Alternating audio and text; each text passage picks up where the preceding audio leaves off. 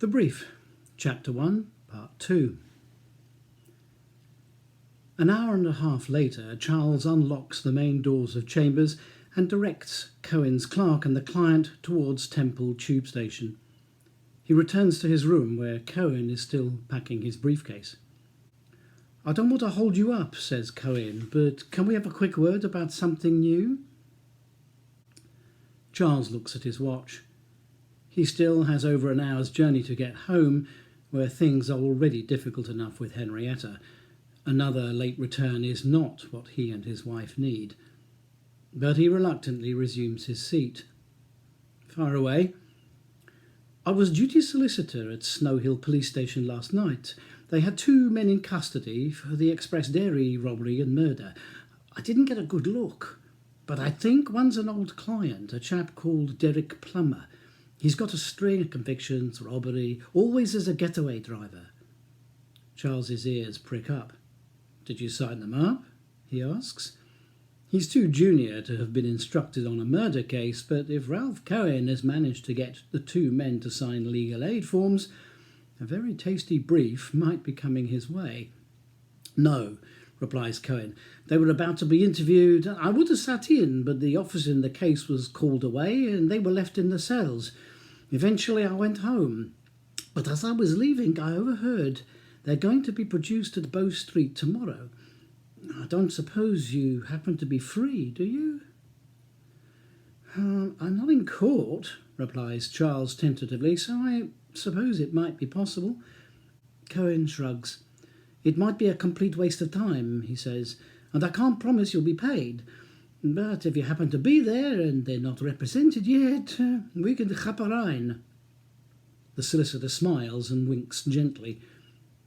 Charles is embarrassed at not knowing the Yiddish phrase and at the same time slightly irritated at the assumption that he would.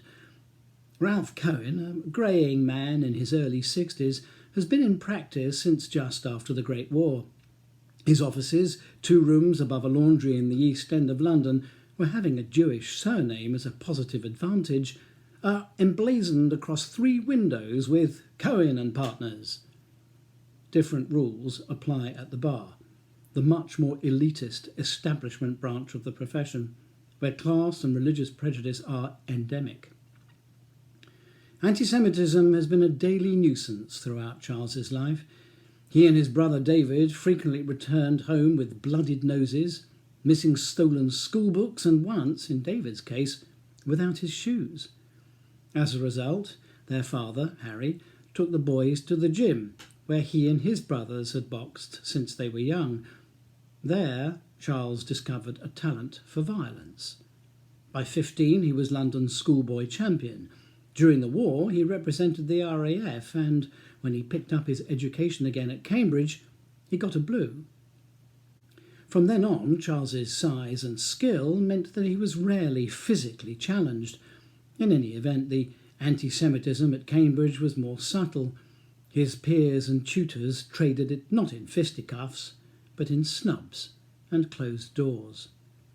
Still, by the time he was called to the bar in 1950, Charlie Horowitz had metamorphosed into Charles Holborn, and he no longer considered himself part of the Jewish community. "Chaperein. It means to take advantage," explains Cohen. "Oh, I see." Charles considers the offer. He can't really afford to waste half a day, unpaid, hanging around a magistrate's court in the hope that 2 potential clients might be brought up without legal representation. On the other hand, it's a murder, and Cohen has been loyal to him. "All right," he says, "I'll go and see what I can do." "Good man," says Cohen. "Take legal aid forms and sign them up if you get the opportunity." Charles dropped his things onto the Italian tiles and climbs the stairs to Henrietta's dressing room, another innovation he doesn't like.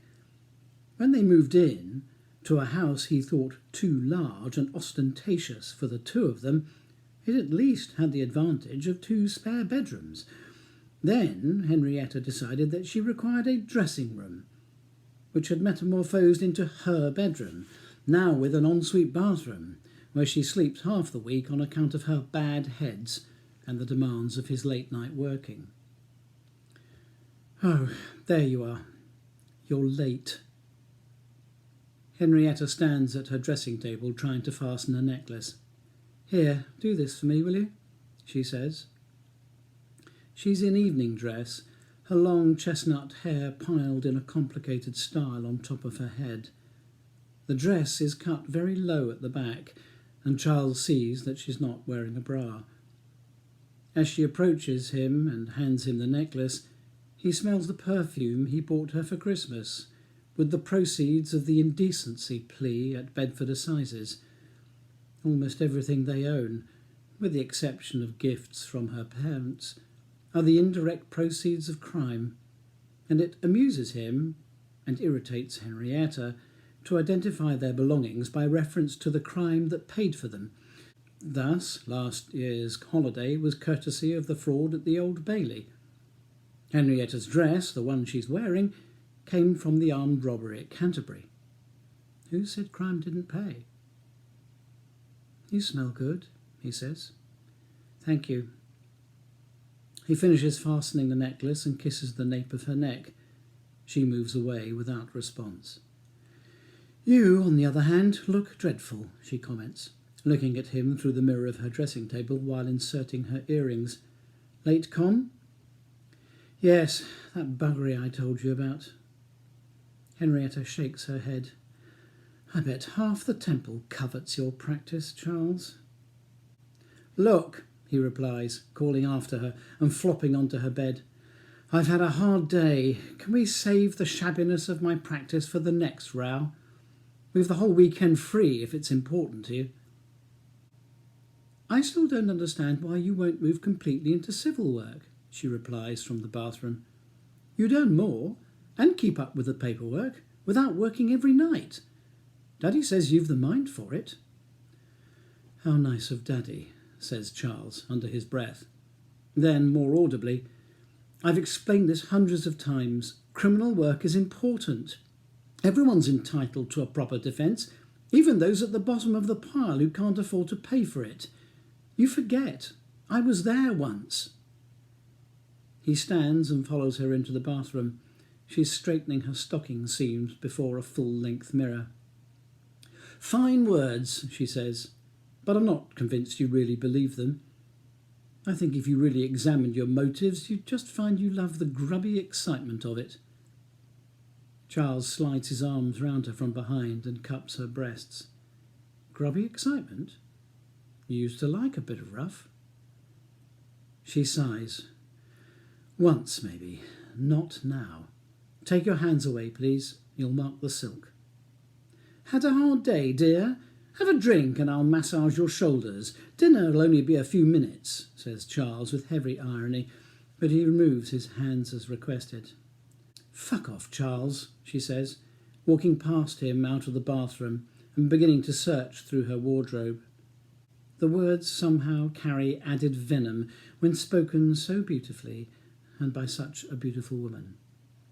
Charles trails after her and sits on the bed again, watching her bare back and slim hips, hating her and wanting her. She finds what she's looking for, a fur coat, a gift from her father for her last birthday. "Etta," he says softly, using what had once been his pet name for her. "Please can we stop fighting long enough for you to tell me where we're supposed to be going?" She turns to him, her face a picture of scorn. "We aren't going anywhere. I'm going to Peter Ripley's do with Daddy. It's been in the diary for weeks." "What?" "Charles, for God's sake, don't pretend you didn't know about it. I asked you over a month ago if you wanted to come, and you made it plain in your usual charming way that you wouldn't, and I quote, voluntarily spend an evening with that bunch of pompous farts. Close quote. So I made an excuse to Daddy, as usual, and agreed to go with him. Mum is away till next week? Ring any bells?" Charles nods. He doesn't remember the exact words he used to decline the invitation, but he'd have to plead guilty to the gist. This particular do is the dinner to mark the end of Mr. Justice Ripley's last tour on the Western Circuit before retirement. All the judges and barristers practising on the circuit are invited, and of course Charles's father-in-law, the erstwhile head of his chambers and now also a judge on the same circuit, will be present. In the absence of Martha, Henrietta's mother, who's visiting her sick sister in Derbyshire, Charles and Henrietta rather unexpectedly received an invitation. Charles often attempts to explain to Henrietta why he hates these dinners. It's not that he doesn't know which fork to use or how to address a waiter.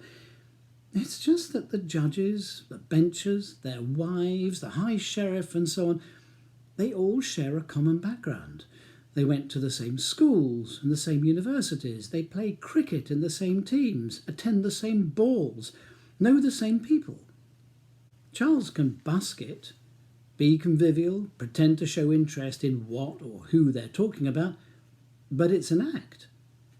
The sons of Jewish furriers from Minsk by way of Mile End just don't mix well with the sons and grandsons of the British Empire.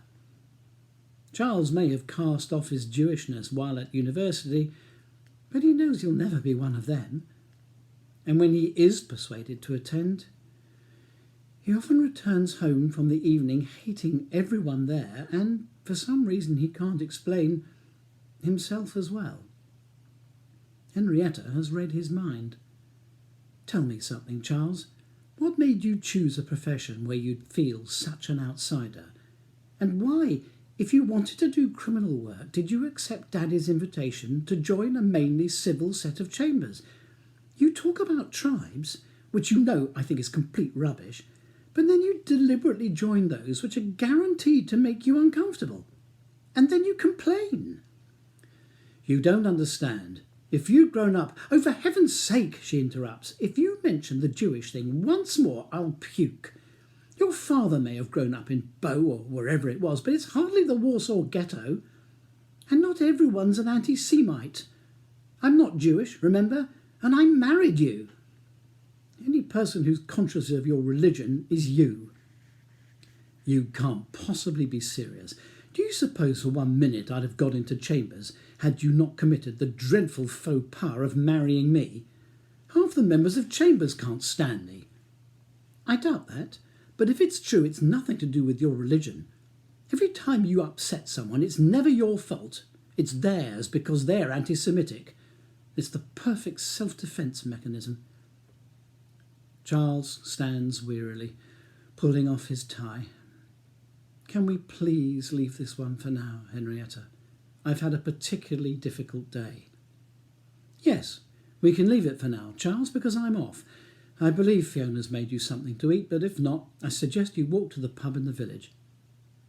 She sweeps past him, checks, and returns to plant a kiss on his cheek. She's about to move off again, but Charles grabs her forearms. He looks hard at her, shaking his head slightly, a puzzled and pained expression on his face. Henrietta looks reluctantly up into his eyes and holds his gaze for a second. Then the armour of her anger cracks. She bites her lip and looks away, no longer resisting his hold on her. I don't know, Charlie, she says softly, in answer to his unspoken question. I wish I did. He pulls her gently towards him, wanting to put his arms round her, but she pushes him away and runs from the room. Charles listens to the rustle of her dress and the sound of her feet flying down the stairs, and then the slam of the front door. He doesn't hear her crying as she drives away. Right, well that's chapter 1 of The Brief. Assuming anyone listens to this, next week I'll do chapter 2 and maybe chapter 3. You don't have to watch my ugly monk as I'm reading. If you enjoy the story, you can turn your screen face down and just listen, or use it to go to sleep. In the meantime, have a good week and stay as cheerful as you can in these frightening times. Thanks for listening.